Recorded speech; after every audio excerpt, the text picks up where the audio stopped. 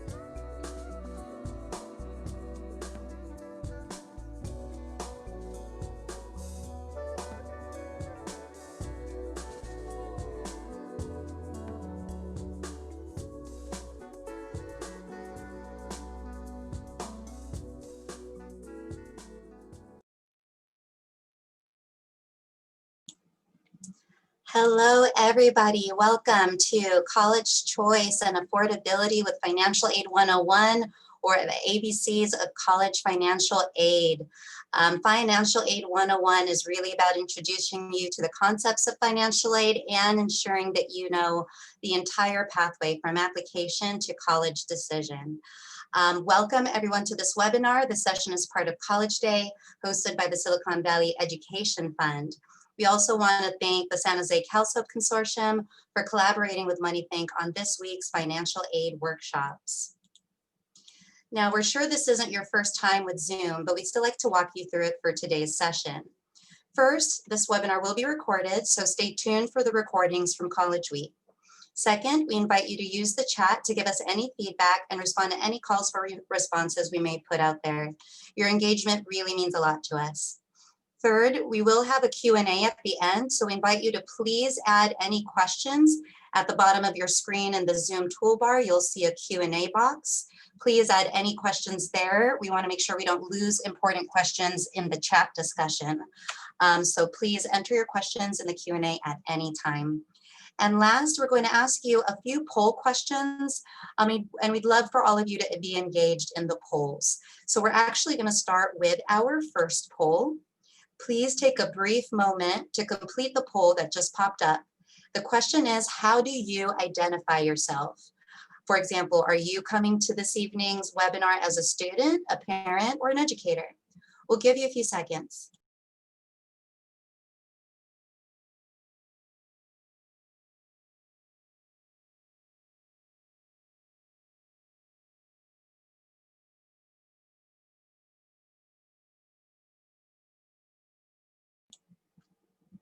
Okay, we have most of the group that's responded so far. Thank you so much. Give you a few more seconds.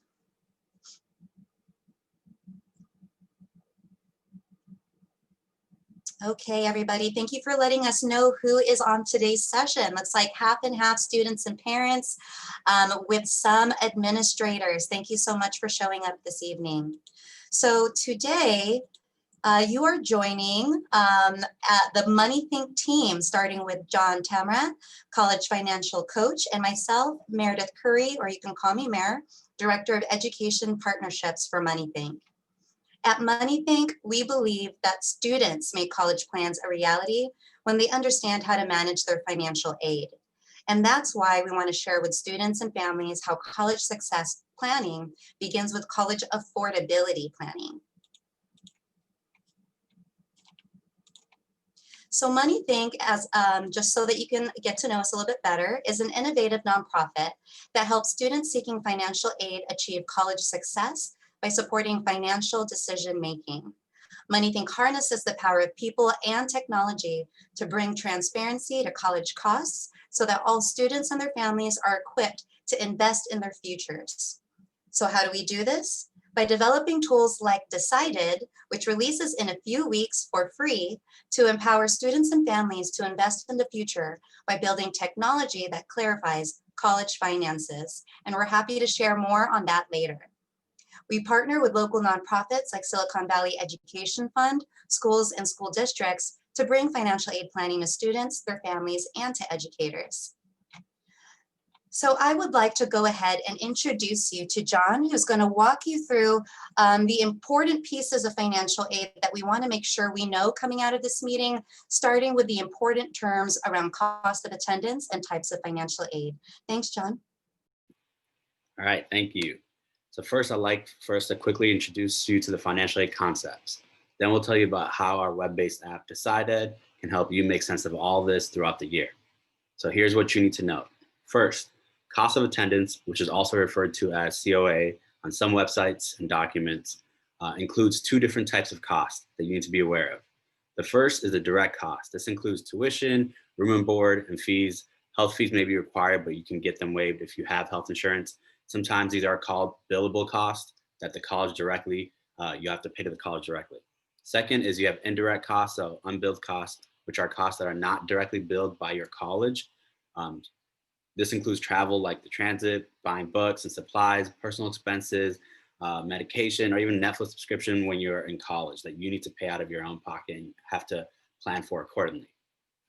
It's also important that you know that there are different types of financial aid that you'll need to explore, compare, and make decisions about. So the first one is the grants and scholarships. They're both examples of gift aid. This is money that you don't have to pay back. So this is the free money that you really want to target and maximize and get the most that you can of. Next will be loans and federal work study. These are not gift aid. Loans, you will have to pay back with interest potentially, which means you'll owe more than you borrow.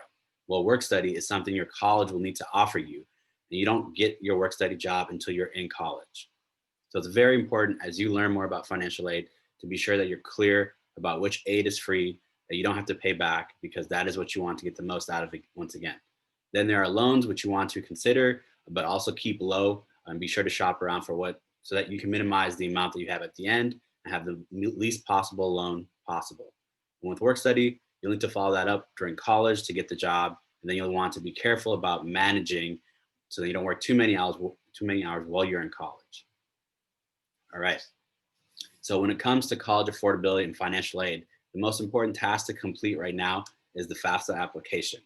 So if you've not gotten started on this process, you can still take the first step by creating an FSA ID. Both the student and parent will need to have an FSA ID, which you will need to access and sign and submit your FAFSA application. To apply, you'll need your name, date of birth, social security number, and parents without social security numbers won't be able to apply for the PIN, but instead will need to sign the document by printing it out and then sending it in the mail. All right, so now the FAFSA application.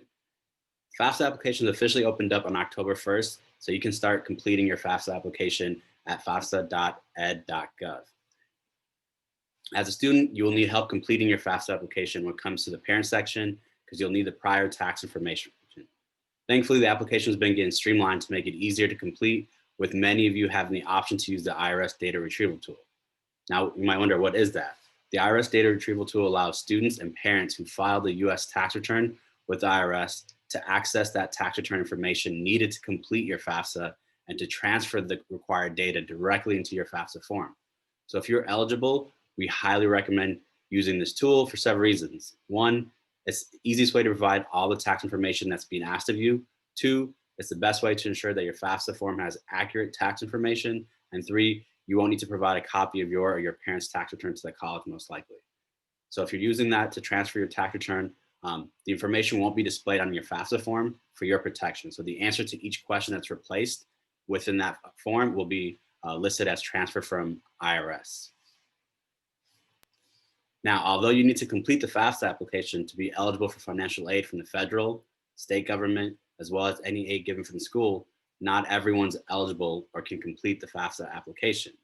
If you are a US citizen, permanent resident, refugee, or part of a humanitarian status group, or under any of the criteria that we've listed above, You should apply because you're eligible to complete the FAFSA. We highly recommend that you do so as soon as possible. Now, if you're an undocumented student, you should not complete the FAFSA application. For undocumented California students, you can instead apply and complete the DREAM Act application, which will be very similar to the FAFSA application itself. If you are unable to apply for the FAFSA application, make sure you do the following. Check to see if you can qualify for in-state tuition. Reach out to those colleges to find out. Some colleges often have special funds available for undocumented students. To apply for this, you may have to fill out the CSS financial aid profile or the college owns form. Make sure, again, reach out to those financial aid offices to find out more and get more clarification on this. So now if you're getting started on your FAFSA application, make sure to gather all the following documents so that you can complete the application in one setting. You can also save your progress and come back to the FAFSA as needed if you need to go find your documents or unable to have them all at once. So this will be the following information shown on the PowerPoint. So a reminder, if you're able to use an IRS data retrieval tool, this will assist you in transferring most of the federal tax information asked of you on the form. All right, so when filling out the FAFSA form, one of the most common trip-ups that we hear over and over is identifying who the student's FAFSA parent is. Here's a diagram to help you identify who will need to be listed as your FAFSA parent. If the student's parents are married to each other, then you will report information for both your parents. If one of your parents, if you live with both parents and they live together at the same household, even if they're not married, you'll still need to report both parent information. If you live with one parent more than the other over the past 12 months, then report the information on the FAFSA regardless of who claims the student as a dependent on the tax form. So that means maybe one of your parents claims you on the tax form, but you're actually getting support and living with the other one. That's the one you need to actually list for your FAFSA, the one that contributes and you stay with and provides for you the most. All right, so once you've completed and electronically signed and submitted the FAFSA form with your FSA ID PIN, remember both the student and parent will need to sign and submit it with the FSA ID. So once that's completed, look out for the student A report that will be sent to your student email account that you used to apply and complete your FAFSA. You can also go back into the FAFSA to view your student A report. This is the report that contains the estimated family contribution, also known as the EFC, which will determine the amount of financial aid you as a student would be eligible for. If you are selected for verification, make sure to read the required next steps you may need to complete so that your SAR can be finalized as soon as possible. And you want that to be finalized as soon as possible because that getting held up means potentially you won't know your financial aid from each school. And that's going to delay your decision and your thought process of what to do for next year. All right, now I'll just pass it back to Mer. Thank you so much, John. Super appreciate you covering the financial aid terms about cost and type of aid, and for touching on the different applications. And thanks to everybody who's starting to enter questions into the chat. And just to clarify, this webinar is similar to the webinars that were provided earlier this week. Mondays was focused for educators, Tuesdays for parents, and today for students. It is the same content, just angled for a different audience. So we encourage you to please stick around with us if this information is helpful. So you are here, right, in this journey that we're talking about around college access for the students that were on this webinar for today. If you're a student, if you're a family member, if you're a parent, if you're an educator, it's really this step in the process that we're at right now, applying to colleges and completing financial aid applications.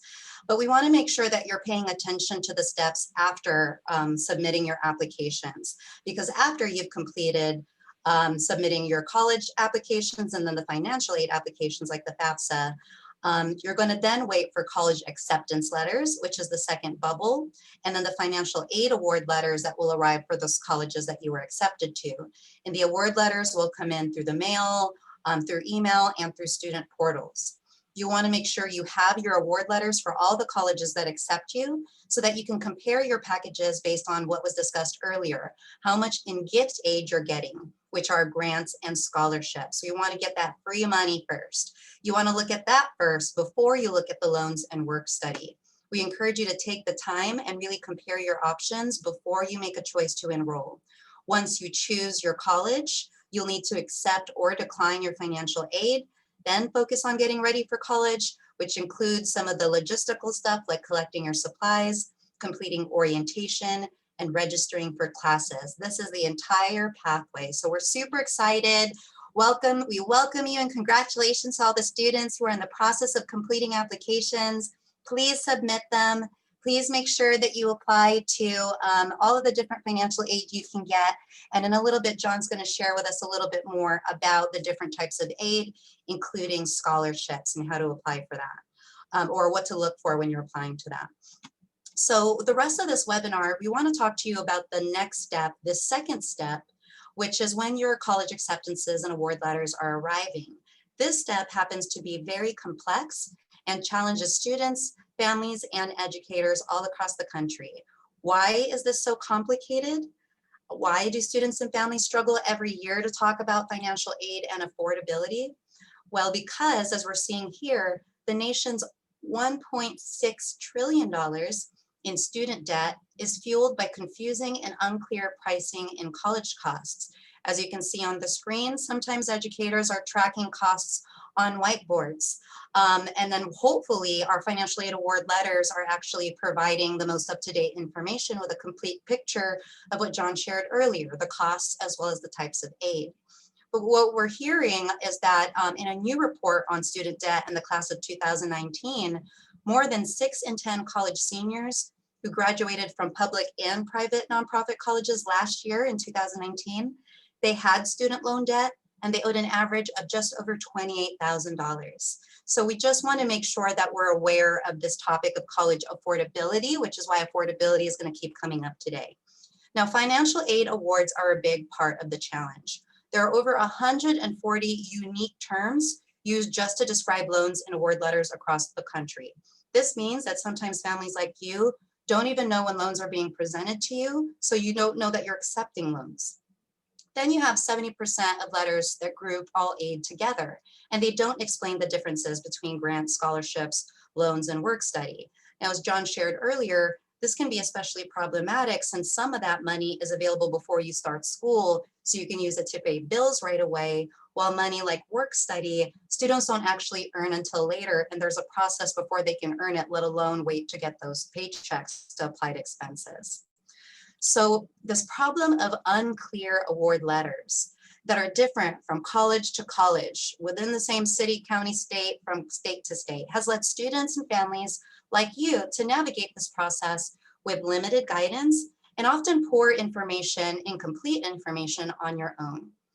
And that information that is hard to find is really how affordable the college is for you and your family. So at Moneythink, we think about this issue of affordability because of what we're seeing here on the screen. 70% of college dropouts leave school due to pressing financial concerns. That means that there are students who don't have degrees that are still paying off student loan debt. We want to ensure that when we're planning for college, that you're thinking also of the finish line, which is why it's really important to think about the affordability at the front end. So what is affordability? What is an affordable college? At Moneythink, we consider a college to be affordable if the gap is less than $7,500 for that year. So considering, first-time freshmen who are going to college for their first year, we're talking about $7,500 is the gap. So this means that a student will be able to cover the gap reasonably with a combination of loans, work, and family support. You can take out up no more than $5,500 in loans, like federal direct subsidized and unsubsidized loans. And you can work 10 or less hours during the school year and still be able to cover that $7,500 gap. Now, guess what? The research, unfortunately, shows us that approximately a third of award letters, 30% of award letters, include no costs. So what that means is that sometimes you get the amount of awards that you're getting, but you don't actually have expenses to compare it to. So what good is it to know that you're getting, let's say, $20,000 in institutional grants and scholarships if you don't know what your gap is? Maybe your gap is $30,000, $40,000. which you can't calculate without the total cost of attendance. So that's why it's also important when we talk about those bubbles at the beginning, that you really make sure to collect all the different documentation you need from the colleges that accept you. So we just talked about an affordable college. So a somewhat affordable college would be a college where in the award letter, once you calculate the cost of attendance and what they're offering, the gap, what they're offering without loans, the gap is about $7,500 to $11,500 would be somewhat affordable.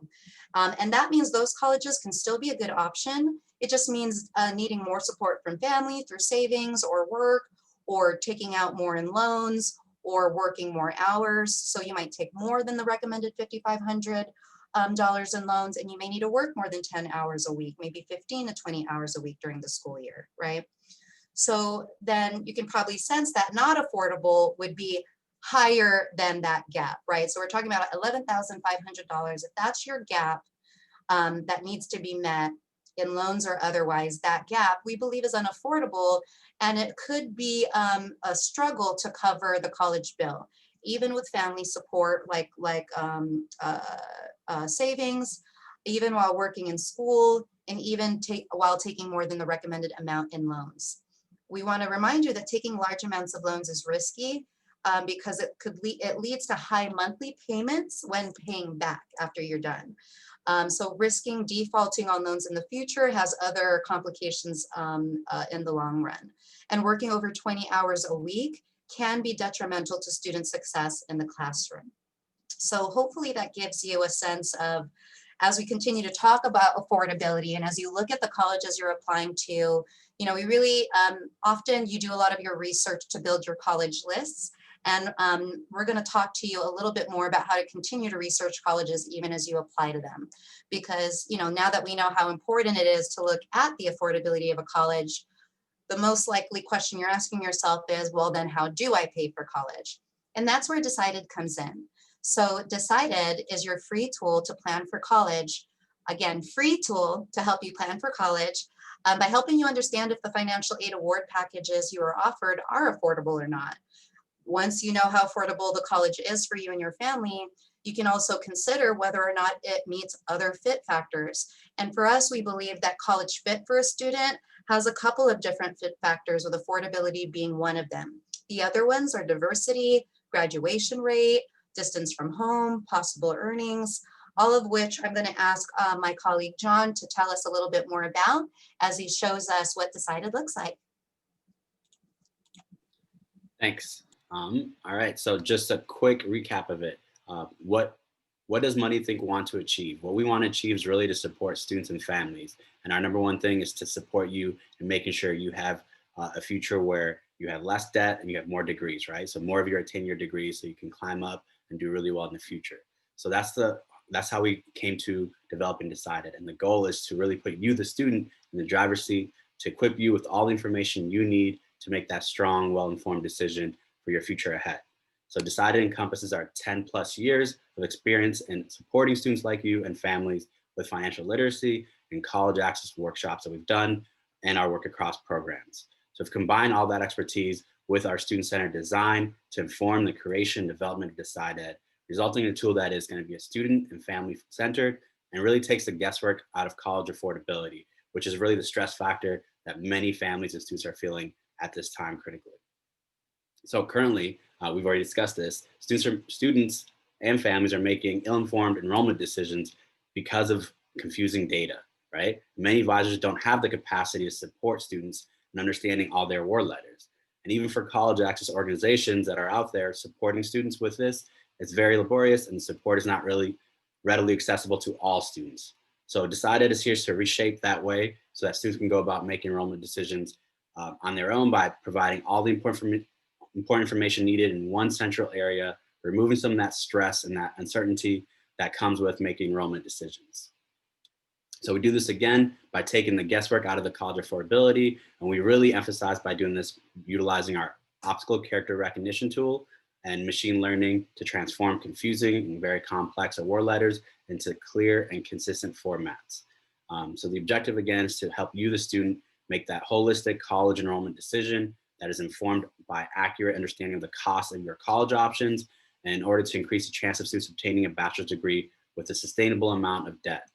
We do this by supporting you by quickly and accurately understand your award letter, and two, help you compare the affordability of all your options, and again, supporting you, enabling making informed enrollment decisions, and three, letting you know the full cost of the college and creating a plan and having a plan to pay for it.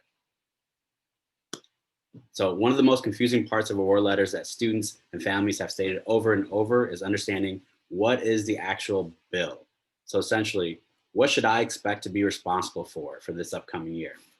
Once you upload an award letter to our decided for a college, you'll be able to clearly see and understand what costs you'll be responsible for. And Decided will automate the calculation for all the free money, so the gift aid that we discussed on your award letter. So any grants and scholarship will be applied to the cost of attendance at that specific school. Once that calculation is done, you'll be able to see what is left over to cover underneath college bill. So that means what is the billable cost that I need to pay for expenses that's due directly to the college. And then for any expenses that are not due, so unbillable, that will be reflected under your life budget for expenses like personal expenses that may come up, for travel, for books, laptops, supplies, whatever that may be, just to help you plan and have conservative numbers so you can be well prepared. And the next, so this encompasses the bigger picture, which is decided demystifies the process that's very cryptic by design, right? After you as a student upload the award letters to the app, you can immediately compare all your school options. And more importantly, the most pressing information like basic affordability is presented to you at first glance with colors, thumbs up and thumbs down markers to help you make sense of these costs and your options available to you.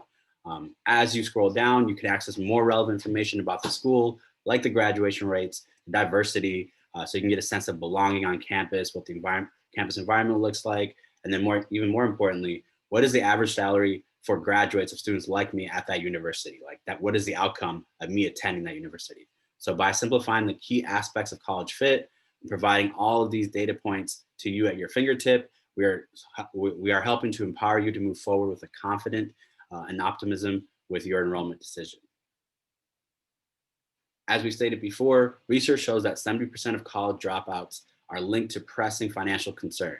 A major factor to this number is due to the students facing high unexpected or unplanned financial costs. So this could be some of the unbillable or just emergency things that come up that students are not ready for, right? So that leads them to take on maybe more student loan debt than they expected, or needing to work way too many hours, but then that has a negative impact in their success in the classroom. So to combat and mitigate these unexpected and unplanned costs, Decided provides further supplementary support through our guides and recommendations on how to financially plan and how to effectively leverage money that you're going to use from yourself. That means whether it's from previous jobs, savings, money, or support you're going to get from family, how you plan to use work study in combination of your financial plan, and or how you're going to apply loans as part of your financial plan to cover all your costs for the upcoming year. Okay, now let's talk about three important factors, which is scholarships, loans, and work study. So as you start your college search and financial aid planning journey, it's very important to know how you can use outside scholarships, student loans, and work study as part of that full financial planning for the year up ahead. Now, some of you are already working on this very hard, making sure you're applying to many outside scholarships. So if you're doing that, that's great. We should continue to always do that as well. But here's some tips to consider about outside scholarship. Unless you've won that scholarship, do not count that money when making an enrollment decision or making a financial plan, because you're putting everything in one basket based on that decision, right? We want to make sure you have that money guaranteed and not just anticipating and then not having it when you really need it. So if you're awarded a scholarship and the money will be given directly to you, then we highly recommend not reporting that to the college and instead treating it as cash to pay for your school expenses. Now, if you've been awarded the scholarship and you know that it will be directly paid to the college you enroll at, we highly recommend that you check out what the college scholarship displacement policy is at that school, or reaching out directly to financial aid office to find out how they will go about it with this. So financial aid displacement is used to describe a situation where a student like you received an award letter from a college, and then you've also won a private scholarship and you've let the college know that you're anticipating to get that. So some colleges might respond to this by reducing that amount in the grants that they've given you. So that might mean if you got 5,000 additional outside scholarships, they may end up reducing 5,000 of your grants. Now you might say, well, what's the point then, right? Well, the good news is that 80% of schools won't cut into your student grants for receiving outside scholarships. So pursuing scholarship money can still help you reduce greatly your reliance on loans or needing to work too many hours. And I do want to put a note on there that the colleges can't ever touch or subtract any money you get from the federal government. So if you get a federal Pell Grant, that won't be impacted. So if your college does practice scholarship displacement, we recommend that you directly start having a conversation with the financial aid office to see if they can potentially reduce the amount of loans they're offering you or other aid that's not guaranteed. So maybe they reduce the amount of loans, or maybe they reduce the amount of work study they give you instead of touching your grants and leaving your outside scholarships as is, which would be the best case scenario that you want to be in. All right, for the next one. So for majority of students, going to college will also mean potentially needing to take out some amount of loans. Especially if you're a Pell eligible or low income or first gen student, you may need to consider loan as an option to help cover the remaining costs, right? So it's important to know what source of loans to really consider. So federal subsidized and unsubsidized loans are very good options because they offer very competitive interest rates to you, favorable terms, repayment options, and potential loan forgiveness depending on the career and jobs you pursue after graduating. Subsidized is even better because you don't accrue interest until after you're done with school. So essentially, if you took out $3,500 when you start your repayment plan, it starts at $3,500. So student loans can be a very good investment when you make a well-informed enrollment decision. This means that if you enroll at a college that will really serve you and support you in reaching your goals and objectives, then the loans you take out can end up being a really good investment towards your future, right? Now, however, if you don't make an informed choice about your college and instead you rush or choose what others tell you to go to, or you select something just based on name recognition or popularity, it may not end up being a good investment if it also then it leads you to having to spend more time completing your degree. So maybe taking 6 years or longer, or completing or not completing your degree at all, right? Because then it's money you're paying back with no benefits. So when it comes to private loans as your other option, these are even more risky because they don't have favorable terms and they might have higher interest rates. So if you have to take them out to afford college, it is even more imperative and crucial that you make a smart choice that is really going to align with the future goals and aspirations that you have set for yourself, and make sure that's all in alignment. All right. The next one is many students are getting confused about work study and how it can be used as part of their financial planning for college. So work study, in a nutshell, are jobs that are designated to students who have completed the FAFSA application and have demonstrated financial need to qualify for the federal work study program. I want to highlight this again. You won't be eligible for work study unless you've completed the FAFSA. So that's very critical for you to complete that. And again, the work study program is very popular, and the funding available at each college actually will vary depending on their funding structure. So with that in mind, the earlier you submit your FAFSA, the better chance of qualifying and receiving work study in your award letter. If you are offered work study in your award letter, we recommend to always accept them. Just like all the grants and scholarships offered to you, accept them as well. But remember, accepting your work study in your award letter does not guarantee you those funds. Those funds you have to earn, and you do that by applying to work study jobs, whether it's on campus, off campus, and then working those hours. That is how you receive those funds. So if you don't work enough hours, you may not get the full amount that you got on your award letter. So it's really dependent on what you're doing. So getting on this earlier puts you in a better position. Now, working while going to school is really a great way to help you pay a portion of your college expense, but the key will always be, as we've stated, making sure to have a good balance. So not working so many hours that it really impacts your success in the classroom. So if you plan on working to help cover your costs, we recommend aiming for that 10 to 15 hours a week and trying to stay below that 20 hours a week, which can potentially have negative impact on your success in the classroom. And then also the opportunity cost, right? So you're going to miss out on networking, or maybe studying abroad, or internship placements, or social networking that will help you get to your future career and objectives that you have for yourself, right? You won't be able to take advantage of that if all your time is spent right after the classroom is going to work. So we've covered a lot, but I hope some of this was very useful. And I'm going to pass it back to Myrn now so we can review some takeaways and recommendations before we get on to our Q&As. Thank you so much, John, for that super thorough review of Decided and for ensuring that we connect the dots back to that important terminology and the applications we heard about earlier. So what we want to do is spend a little bit of time just highlighting again some of the important topics that we discussed today, the important takeaways before we go into the Q&A. Again, please go ahead and type any questions you have. At the bottom of the Zoom, you'll see a Q&A button. You can click on that to add a question. So a couple of key takeaways. I think one of the questions I saw is what is the most important thing that is a factor in receiving financial aid? And I'm curious to get John's opinion on this when I ask it in a few minutes. But for me, it's submitting the actual applications. As John mentioned, there's certain aid you will just not be considered for, period, unless you submit the FAFSA or if you qualify the California DREAM Act. So completing the FAFSA is one of the most crucial things that you can do. Completing it on time is something we highly recommend. And then as you know, the point here that we want to make too, that I hope you can see on this slide, is that there's billions of dollars in free money that go unused every single year. And even to this day, I continue to meet parents who believe that they make too much money to apply to the FAFSA. Please submit the FAFSA. You can't be considered for specific types of aid unless you do. And again, if you're in California and are undocumented, depending on your qualifications, you could qualify for the California DREAM Act.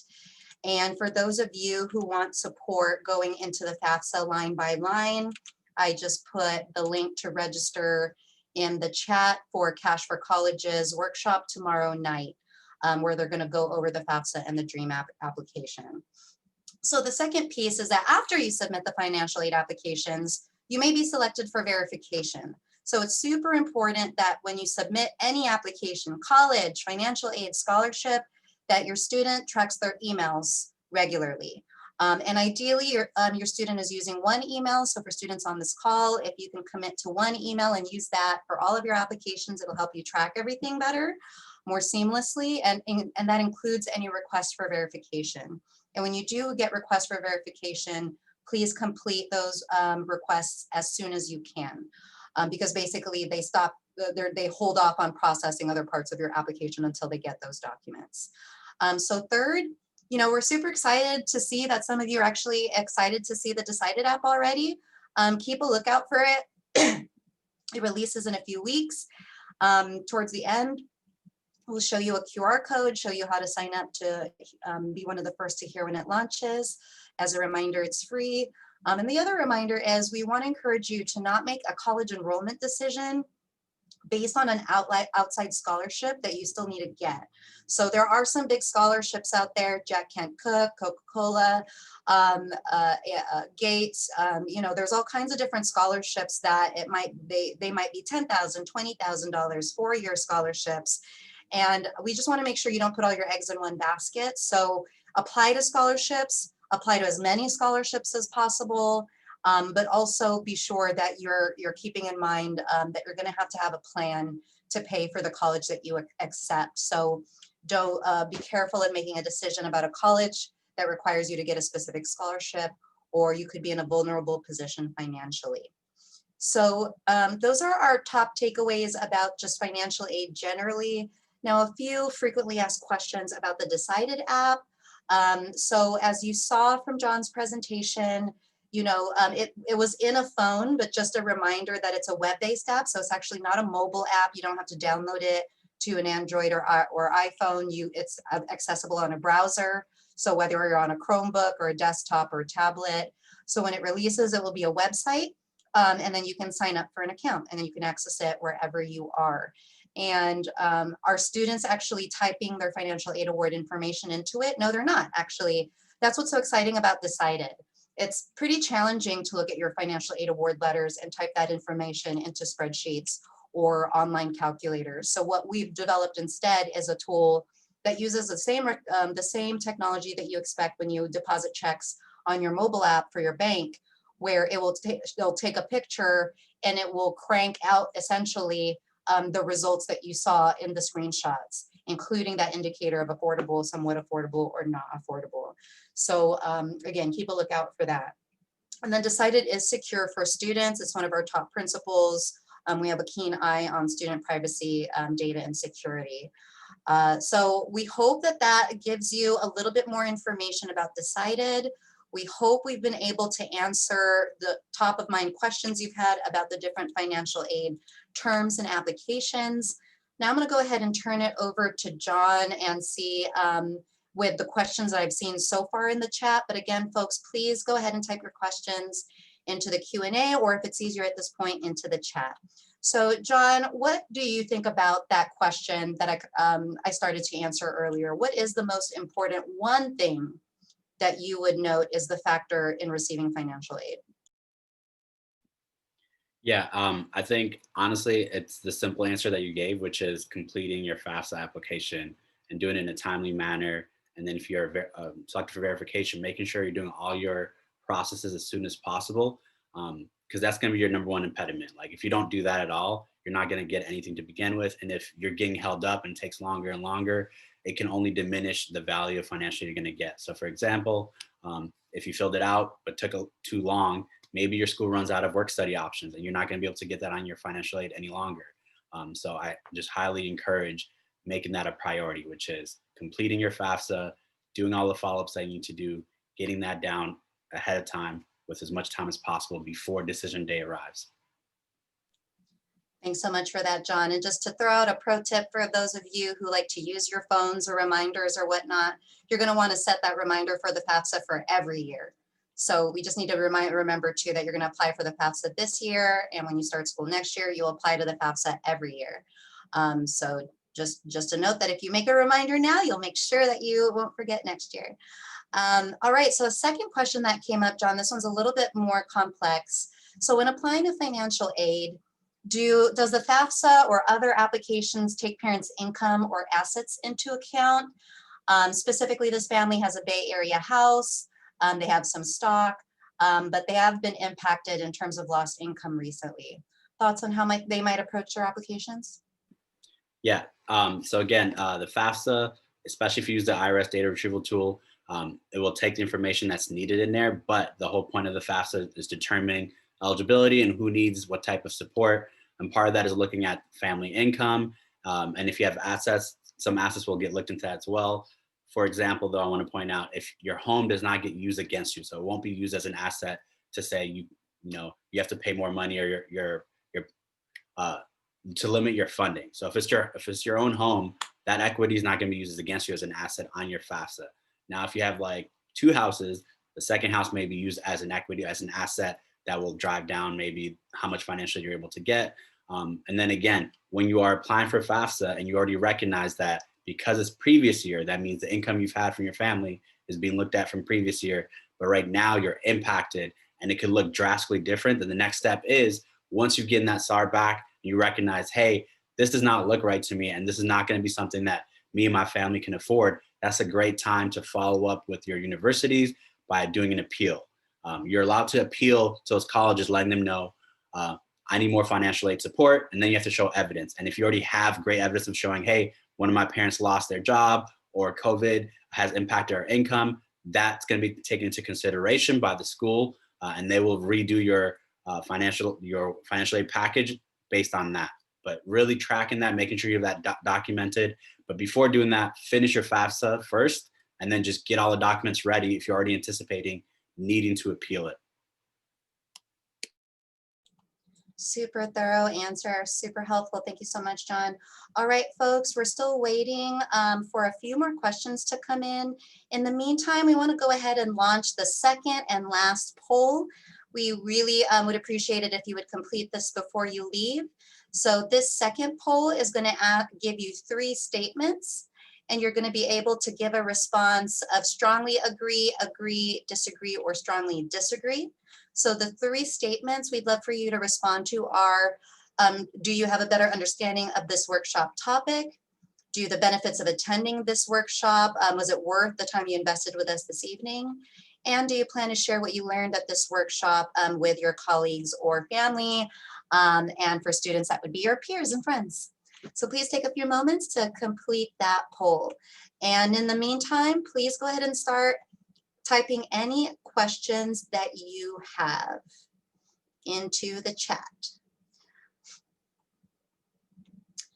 And while we wait for your poll and your questions, I'm going to go ahead and take us a few slides back just to remind us what decided looks like. See if that inspires any questions or any possible tips and tricks from John. We'll give you guys another, half a minute to complete the poll. We have about half of the respondents. Thank you so much all for engaging.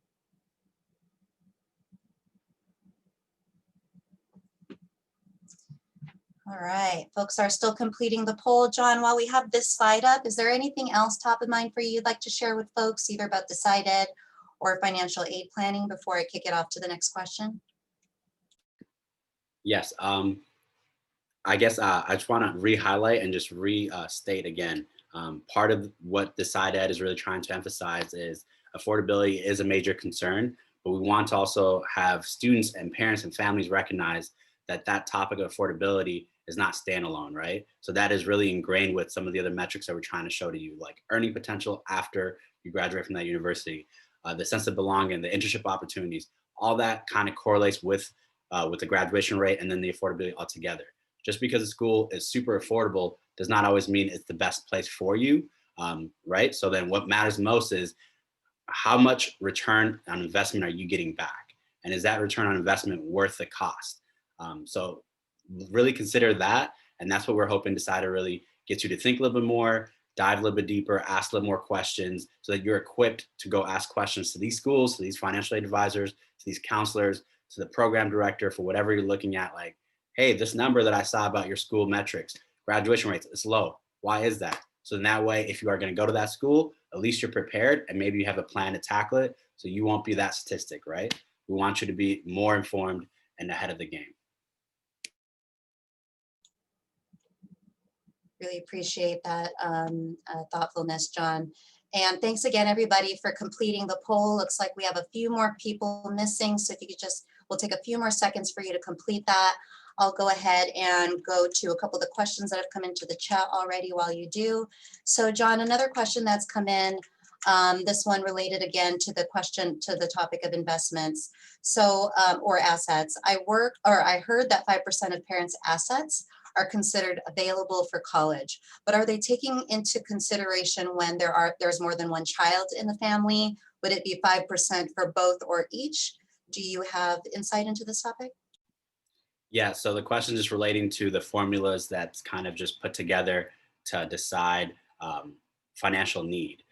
So I think the 5%, I'm not sure if it's for full assets or only for certain ones and the income, but they do take that into account. So when you are a family who's supporting two students at a time going through college, that will be recognized within your FAFSA. So obviously, if you have one student that you're supporting, you're not gonna get as much as when you're getting two students that are going to college at the same time. So that is being taken into account. Great, and please let us know if for any reason you don't believe that your question was responded, but thank you again so much, John, for taking that on. We have no other questions right now. Let me see if there's anything else that's come in.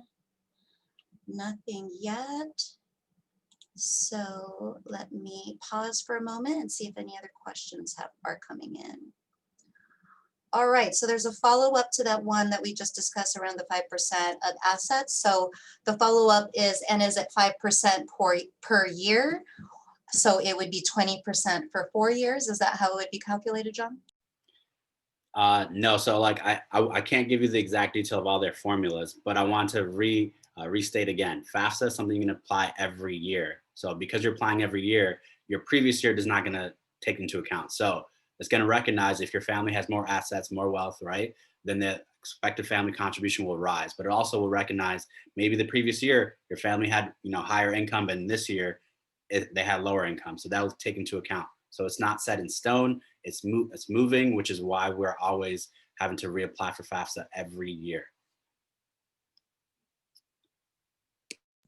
Thank you, John. And by any chance, would you know a resource that goes into this topic of the 5% of assets that could be shared with folks in the chat, or perhaps as a follow-up after the webinar? Yes, if you actually go to the studentaid.gov, they'll give you a little more detail on that. And that's where they actually discuss some of those points in there as well. Just if you want to drill down on those details a bit more.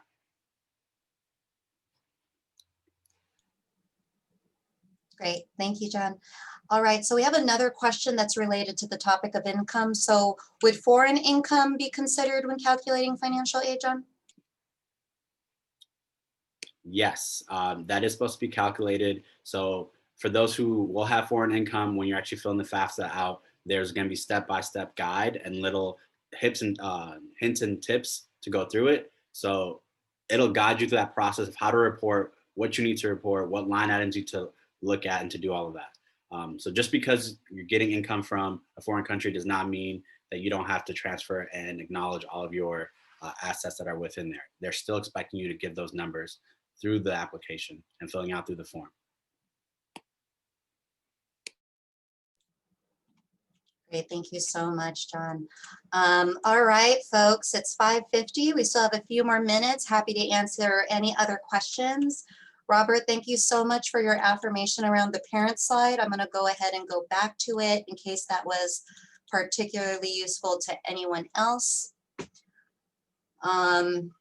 John is not only a financial aid coach whiz, he's also a whiz of the arts, of the creative design arts. So big ups to the Moneythink team for how they make this information much more easy to digest in graphic form. So Lisa, you're welcome. Any other questions? Any other follow-ups?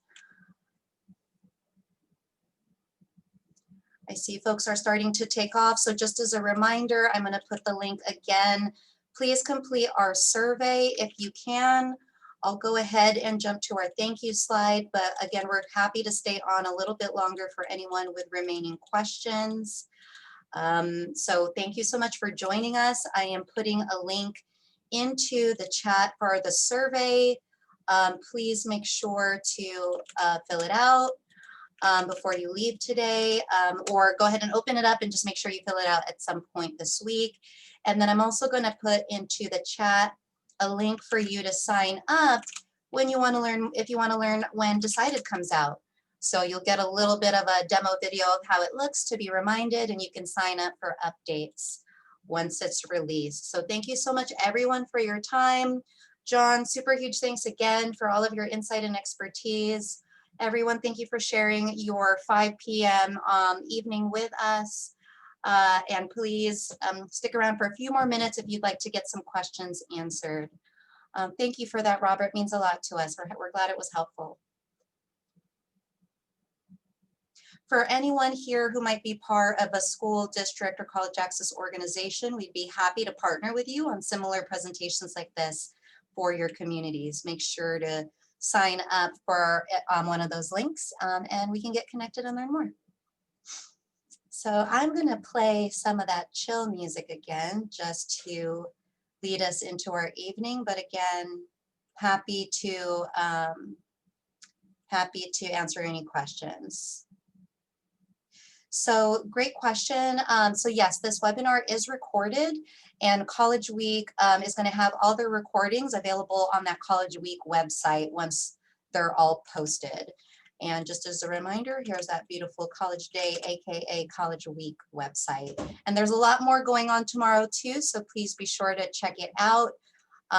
There's a financing for college in the time of COVID, and again, that Cash for College for high school seniors, where you can complete the FAFSA or the California Dream Act together.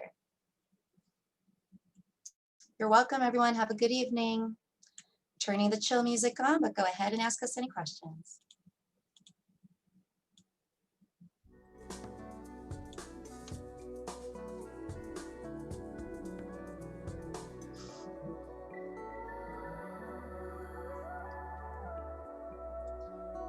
Still see several of you on, so if there's anything John and I can help with, let us know.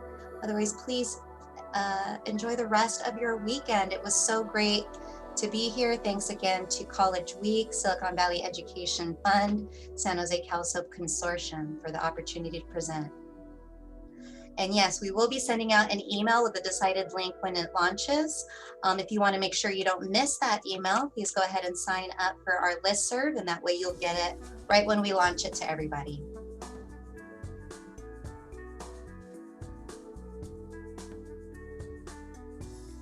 You're welcome. Okay, I'm going to go ahead and put that link again. So if you click on this eepurl.com link, Lisa, that should take you. You can also use your cell phone right now if you want to just take a picture of the QR reader, and it'll take you right to it. Yeah, those QR codes are handy.